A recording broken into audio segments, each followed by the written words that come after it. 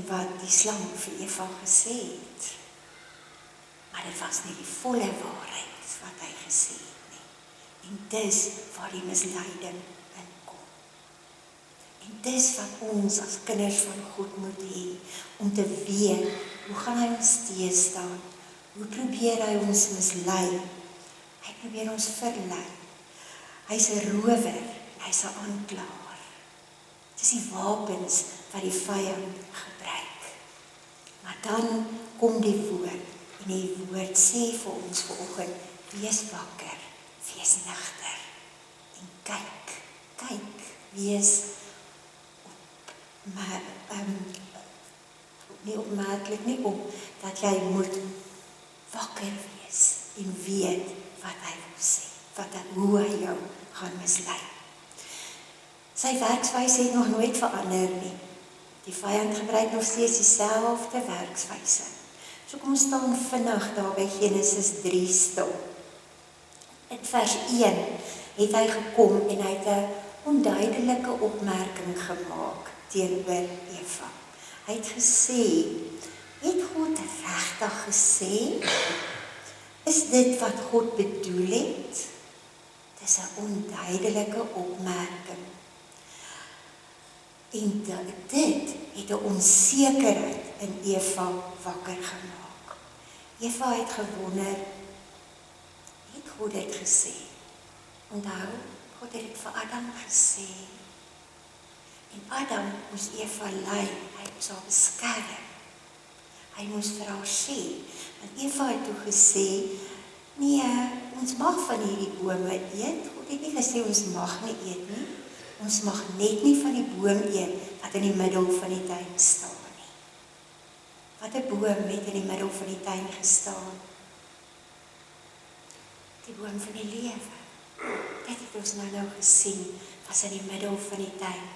Het God gesê, hulle mag nie die boom van die lewe geëet het nie? Nee. Hy het gesê, hulle mag nie van die boom van die kennis van goed en die kwaad eet nie. So Eva het nie die volle waarheid geken nie. Die volle waarheid nie. So die vyand het net so 'n bietjie leuen kom inbring. En hy het haar mislei. Hy het 'n onsekerheid in haar hart kom sit. Daai onsekerheid.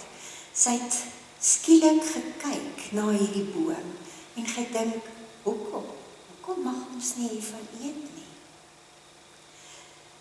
Eva het begin wonder, wat steek God vir ons weg? En dit is dan weer eens wat die vyand doen. Want onthou, dit was een boom. Terwyl daar baie bome was, baie ander bome. Hy het haar fokus, die vyand, op hierdie een boom kom sit. En dit het haar laat wonder. En sy het, ek dink, om en om hierdie boom geloop en na die vrugte gekyk en gedink, wat is so sleg? Wat steek God vir ons weg? Hoekom mag ek nie? En wat het gebeur? Die vyand het dit reg gekry om haar aandag te sit op die een uitsondering en alles mis te kyk wat God verder vir ons gegee het. Toe het sy begeer. Sy het gedink, dit kan dalk lekker wees. Wat nou? Sy het begeer en toe gaan sy oor tot aksie. Sy neem en sy eet en sy gee ook vir Adam om te eet. En daar is die sonde van. Die vyand doen dieselfde met ons vandag. Hy doen presies dieselfde. Baie mense vra baie keer, wanneer is 'n mens ryk? Wanneer jy alles het? Wanneer het 'n mens alles? 'n Mens is ryk die dag, wanneer jy met tevredenheid hier binne het. Wanneer jy ver genoeg is met wat ek het. Want as ek ver genoeg is met wat ek het, gaan ek nie kyk wat ek nie het nie. Dis wat die vyand wil doen. Hy laat ons kyk en dink, kyk wat het hulle, joh, dit sal lekker wees, as ons dit ook kan hê, as ons ook vir so lank kon weggaan met vakansie, as ons ook dit of dit, en ons kyk mis wat ons het. Dis wat gebeur. Dit gebeur in verhoudings. Kyk vandag, as ons kyk op die televisie, hoe word verhoudings uitgebeeld, op die internet, in flieks, oorals, waar vrouens se liggaam onbeskaam gebruik word as advertensiemateriaal. En die mans kyk en dink, sjoe, dit sal daarom wonderlik wees. Ons vergeet wat ons het. Dis wat die vyand doen. Dis hoe hy daai inkomkans kry, daai verleiding, daai misleiding wat hy bring. Ons sien dit in die advertensiebedryf, wat alles ons kan, as ons hierdie middel gebruik, gaan ons so maar word. En intussen tyd, wat gebeur?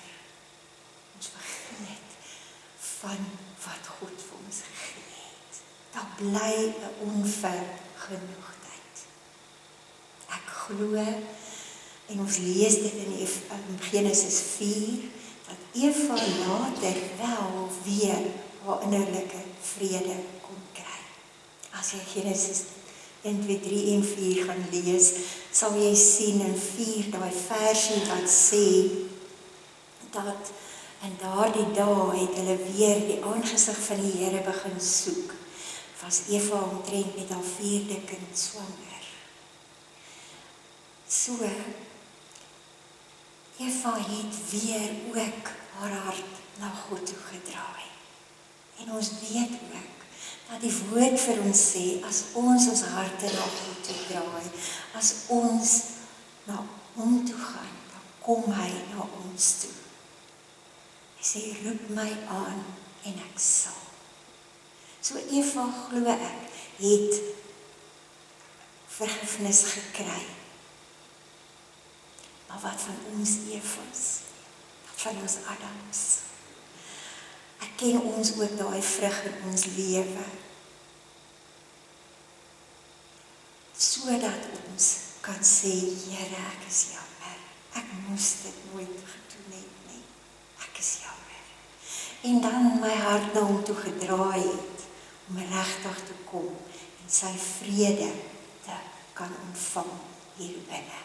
Sy vrede, sy vreugde, vergenoegdheid, om raak te sien dit, die baie wat hy vir ons gegee het, in plaas van om te kyk wat ons nie kon kry nie.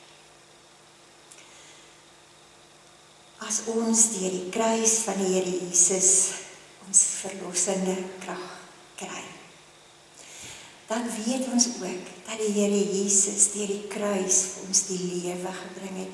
Hy het vir ons weer die weg kom wys. En hy sê vir ons in Johannes 14:6, ek is die weg, die waarheid en die lewe.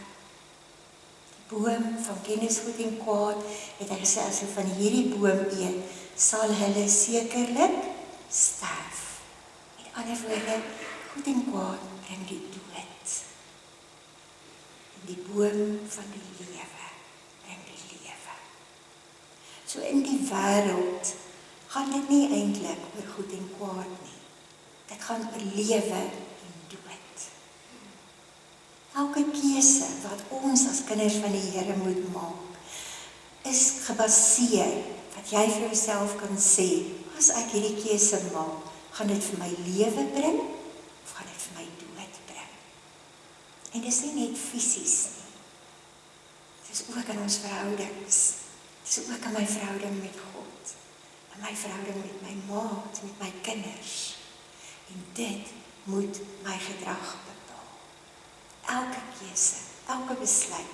Here, ek maak die besluit sodat ek lewe en lewe in oorvloed kan hê. Want dis wat hy vir ons wil gee. Dis wat hy vir ons wil gee. ken die waarheid, die volle waarheid, sodat die vyand jou nie kan mislei nie. Dis God se woord vir ons vanoggend. Ek het, toe ek voorberei het, hierso ook 'n briefie geskryf, wat ek dink Eva vir ons sou skryf, as sy vanoggend met ons kon praat. Kom ons hoor wat sê Eva. My liewe vriend, my liewe vriendin, dankie dat jy die pad saam met my gestap het en net so 'n bietjie stil gestaan het om intens na my lewe te kyk, sonder om te oordeel. Vir myself was dit moeilik om aanvanklik in die spieël te kyk. En die selfhaat en die selfverwyte was net so groot. Ek het die volmaakte geken. Ek kon hom aanraak. Ek kon elke dag met hom gesels, soveel as wat ek wou, wanneer ek wou. Die tyd was so mooi. Elke dag was 'n nuwe ontdekkingsreis, 'n ervaring, tot daardie verskriklike dag. Die dag het nie juist anders as ander dae begin nie, maar ek het geval.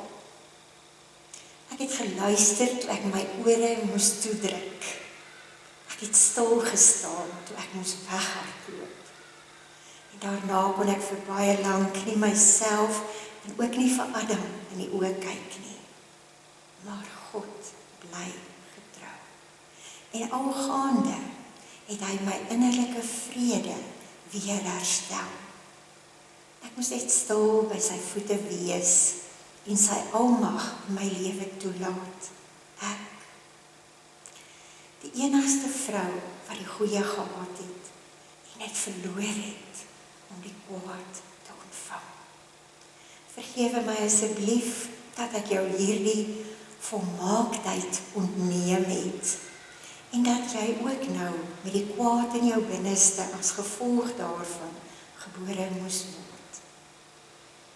As ek geweet het, sou ek anders gekies het. My beroep op jou nou, draai jou hart na God, luister na sy stem en laat toe dat sy genesing soos lewende waters oor jou binneste vloei. Daar is herstel en genesing, daar, by die voete van die Here Jesus. Hy wil jou aanraak en jou weer herstel tot die kroon van sy skepping. Jy, vrou,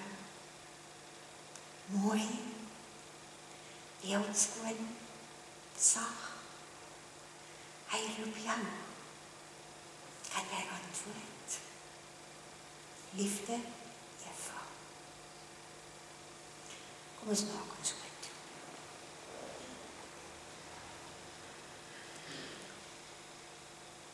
Koning Abba Vader, Here Jesus, Heilige Gees, dankie dat ons vanoggend vir 'n paar oomblikke rondom u woord kon stil staan. Dankie dat ons op hierdie dag en datum en tyd in die geskiedenis kan terugkyk op hierdie gebeure. En dankie Here vir u woord wat lewe gee, u woord wat ons kom vrymaak van alle sonde en ongeregtigheid. Dankie Here Jesus dat u op die kruis gesterf het. Dankie dat u daar in die tuin van Eden al die eerste keer die belofte van verlossing gegee het. Dankie dat alhoewel Adam en Eva dit nie toe verstaan het nie, dat ons vandag kon terugkyk en sien, maar eintlik het u van die Here Jesus se kruisdood gepraat. En dankie dat ons vandag kan weet dat hulle uit die tuin van Eden uitgestuur is, omdat u vir hulle lief was, omdat u vandag nog steeds vir ons lief is, en omdat u ons wil beskerm. Dankie vir die kruisdood. Dankie dat ons daardeur weer die lewe kan hê, en lewe in oorvloed, soos u dit bedoel het. dat ons vir ewig by U sal kan lewe en dat ons verlos is van die dood. My gebed nou vanoggend, Here, help ons om wakker te wees. Help ons om nugter te wees. Help ons om die taktiek van die vyand te kan herken. Dat ons ook dit kan oorwin. Dat ons in U die oorwinning kan hê. Gaan saam met elke een van ons vandag, Here. Lei ons, behoed en bewaar ons. En Here, leer ons die volle waarheid. Ek bid dit in die wonderbare naam van Jesus alleen. Amen.